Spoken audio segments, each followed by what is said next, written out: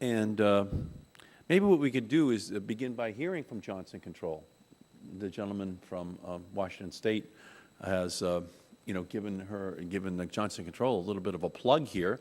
And so while the gentleman's here, and we apologize to the other witnesses who have been told what the order will be, I thought maybe we could start with you, Mary Ann Wright, Vice President of Johnson Controls and Managing Director of the company's Business Accelerator Project for Advanced Energy Storage Solutions.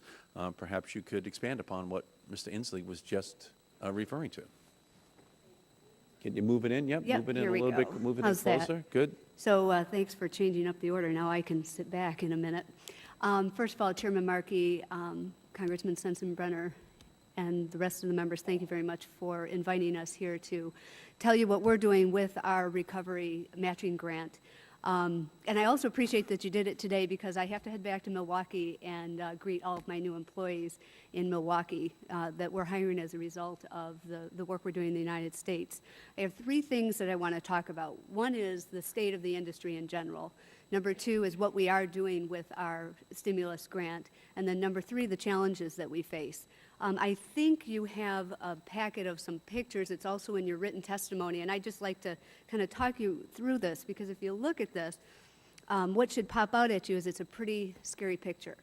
If you take a look over on the right, a cell, which is this, and there's about 100 to 200 of them in these electric vehicles, 50 to 75% of the value is in the cell. All of these materials come from virtually the Pacific Rim, who has a stranglehold on the supply base. Over on the left-hand side is the system, and that's where we put the cells and integrate it and put it into the vehicle. And if you think about this for a minute, if we don't change this, we will change our oil cartel, our OPEC oil cartel, for an Asian battery cartel. And to scare you a little bit more, our Pacific Rim friends aren't standing still. They continue to invest in manufacturing capability, technology, and capacity. In 2008, Johnson Controls opened up the world's first lithium-ion manufacturing facility for automobiles in Nersac, France. Out of that facility, we supply on a mass production scale Daimler and BMW. For pre-production, we support our customers Ford, Azure Dynamics, Jaguar Land Rover, and Volkswagen. In 2009, we were the recipient of a stimulus grant. And the key thing that I would like you to take away, and Congressman Inslee, you stole my thunder, and the fact is, in absence of this grant, we would not have expanded our manufacturing in the United States. We were looking in Europe and in Asia.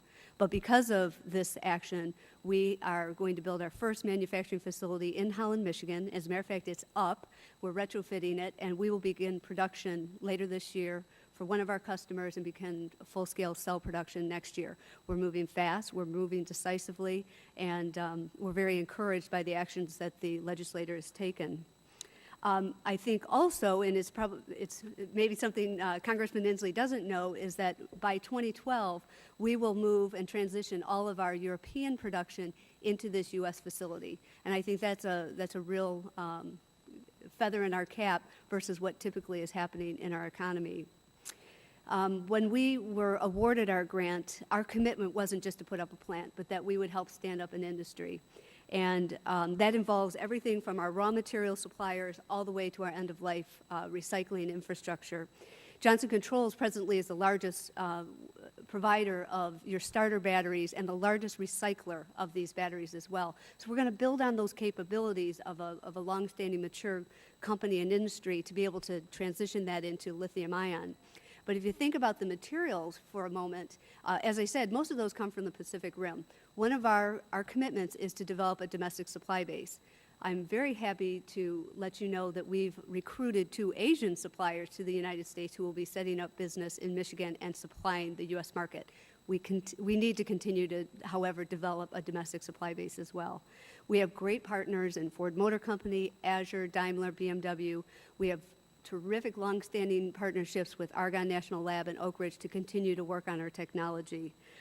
In Milwaukee, which is our headquarters for this business, we've stood up a team called the Accelerator team, which I lead, and our job is to accelerate the demand creation and the technology and innovation so that we can have a sustainable business that does not rely on subsidies and incentives that can be profitable. So while we have customers, this is terrific, we have some great partners, we have an issue. And one of the graphs that I gave you was the demand. And if you take a look out in the 2015 timeframe, we believe there will be about 4 million units of global capacity versus 2 million units of demand.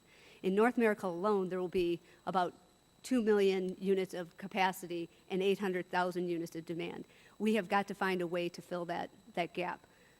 Transition of government fleets is going to be an important piece of that because, one, it allows us to drive scale, which is a key part of our business equation, and number two, we have over 1 million units in these fleets through the GSA and the Postal Service that are perfectly suited.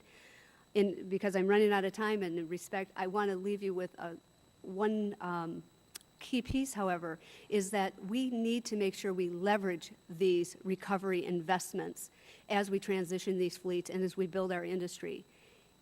Shouldn't we give preference to vehicles that are built with batteries and electric drive components that come from investments that we made here in the United States so that we don't allow these vehicles and this industry to transition from a Middle Eastern OPEC to an Asian battery cartel? Thank you very much.